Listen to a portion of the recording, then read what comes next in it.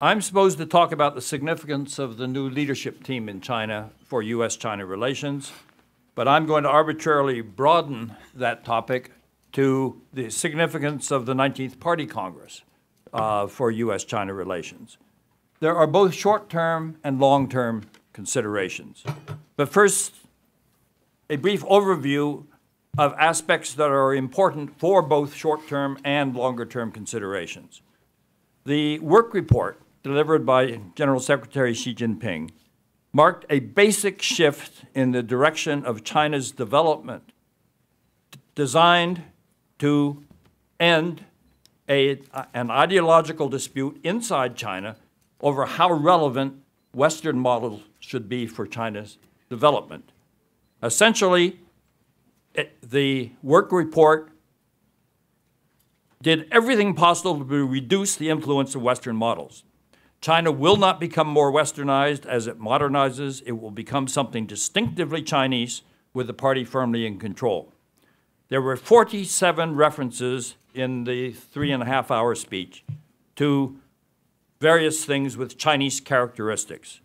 Previously, for the last 3 decades, socialism with Chinese characteristics has been the way that China has referred to its domestic model, designed to show that it was a socialist way of introducing market forces into the economy. But in Xi Jinping's work report, the term with Chinese characteristics is now applied to virtually every aspect of Chinese society. Let me cite the examples. Military forces with Chinese characteristics, rule of law system, major power diplomacy, political development, institutional arrangements, such as the Chinese People's Political Consultative Conference, medical and health services, culture, philosophy, and social sciences, and new types of think tanks. All of these are supposed to have Chinese characteristics. The message is clear.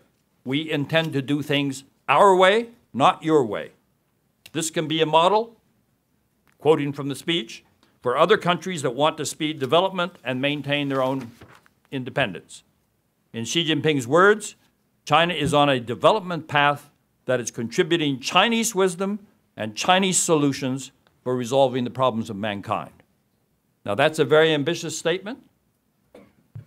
I'm sure that China is not the only country in which they think that the way they do things is best, but this is a country that is rising rapidly in the world stage, and it's clear that in their view, it's going to be a Chinese way of doing things, and the West should stop trying to advise China on our way being better. The other key aspect of the work report is the emphasis on having the party in control of everything, and I mean everything. I quote from the speech, "It's necessary to adhere to the leadership of the party over all work, among the party, the government, the military, the people, academia, and all circles. The party leads all." This is putting the party firmly back in the leadership position. China has gone through the phase of trying to separate party and government functions and sort of rationalize the way that the different organs deal. Now China is going back to the party leads all model. Now, I cite these things because these aspects have implications on the way the United States thinks about China and how we conduct our relations. Now, let's look at short-term considerations. First of all, personnel. Essentially, we'll be dealing with a familiar lineup. The General Secretary of the Communist Party did not change. The Premier did not change. The top foreign policy advisor, State Councilor Yang Jiechi, was elevated to the Politburo. This is the first time that a foreign ministry background person in the State Councilor role has moved up to the Politburo since Chen Shih-chung, who started as State Councilor, went to be a Vice Premier, and then went on to the Politburo. Earlier, Li Lanqing and Wu Yi were Vice Premiers who had foreign policy responsibilities, and they moved up to the Politburo, but they were not out of the Foreign Ministry. They were out of the Ministry of Foreign Trade and Economic Development. So, essentially, we have China's top USA specialist, Yang Jiechi, now on the Politburo. And that's going to provide an element of continuity in the way that China thinks about the bilateral relationship, and we'll be dealing with people that many Americans are familiar with. Let's look at the ideological short-term considerations. The implicit rejection of Western values and the heavy emphasis on doing everything in a Chinese way has a heavy dose of cultural chauvinism, and it's an attitude that has held back China's development in the past. If you recall, China's late 19th century and early 20th century struggles with modernization, it had to be China's way. And frankly, it was the move away from that by Deng Xiaoping, who openly accepted Western models to get China growing again, that produced the miracle of the last 35 years in China. So there are theoretical problems associated with having this now put forward as China's mode of development. The second is the emphasis on having the party control everything, which represents a rejection of modern thinking on the corrupting aspect of concentrated power and understanding that is built into every modern political system. So in essence, we have China declaring that it will not modernize its political system. It's going to stick with all power in the hands of the ruler. And whether that's the party or whether it's the king or whether it's the Shah, that's the old way of doing things. And so this has disturbing implications for how China will think about its future development and how it will interact with other countries in moving ahead with its development. Let's look at the global aspects. The work report makes clear that China is willing and eager to step into the global leadership role that the United States is moving away from. In his speech, Xi Jinping endorsed economic globalization. As you know, President Trump has been very skeptical about economic globalization. And Xi Jinping called for China to keep an open economy, which is an important part. He also emphasized reform and openness, so that he's keeping that part there. He also noted that the Chinese people have turned away from being passive to being active. So we can expect an active Chinese role on the global stage. And we can assume that in Xi Jinping, we will be dealing with a strong leader with a clear sense of the ambitious goals that he wants China to achieve by 2020, by 2035, and by mid-century. Now, that leads into the longer-term considerations. Well, the Thucydides trap is alive and well. And as you know, that represents the problem of rising countries getting into conflict with established powers. Xi Jinping is projecting that by 2035, China's economic and S&T strength will have grown by leaps and bounds, and that China will rank among the top innovation-oriented countries in the world. His goal is basically to complete the modernization of China's national defense and military by 2035.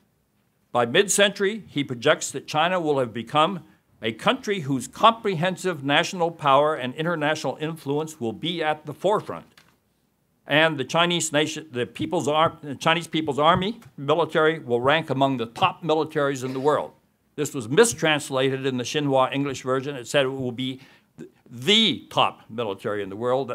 The Chinese says "di liu," which means second to none, but it doesn't mean that it's ahead of everybody else. An important distinction. And he says the Chinese nation will stand tall among the nations of the world with an even more high-spirited attitude. Now, that term has some interesting implications in English that people will puzzle over, but it suggests to me it's just a different way of saying China will be active on the global stage. It's not going to be passive. It's far from clear that the United States has the will, the resources, the leadership, or the policies to deal with a China becoming this prominent on the global stage. In the post-Cold War period, we have simply not had a competitor that could muster so many assets behind it. So that is going to be a major consideration in the U.S.-China relationship over the longer term. Longer term also, Taiwan as a looming problem. Overall, Xi Jinping's comments on Taiwan in his work report were moderate.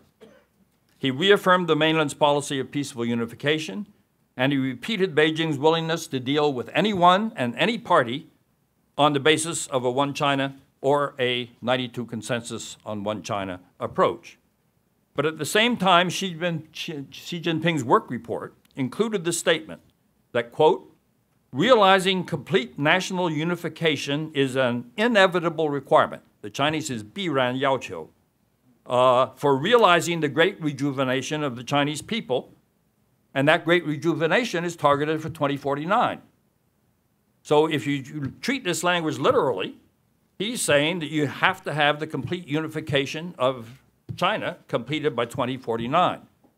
Now, the problem is that current trends in Taiwan don't support the idea that by 2049 you can have the terms for peaceful reunification. So therefore, even though this is not emphasized, this is buried in portions of the speech that aren't specifically Taiwan specific. But so he's not setting a near-term deadline. But the 2049 is not that far away. And that means that this is something we have to keep in the back of our minds. Conclusion. Xi Jinping's work report makes clear the challenge that a rising China will pose for the United States. It is not a warmongering speech. He affirmed that realizing the Chinese dream is inseparable from a peaceful international environment and a stable international order. He repeated, but did not emphasize, his concept of developing a new type of great power relationship designed to head off confrontation and conflict and expand cooperation. And lastly, this was not a foreign policy speech. It was aimed at a domestic audience. It dealt overwhelmingly with domestic issues. The international aspects were only touched on in passing as he laid out the program for China's hard push for modernization by the middle of the century.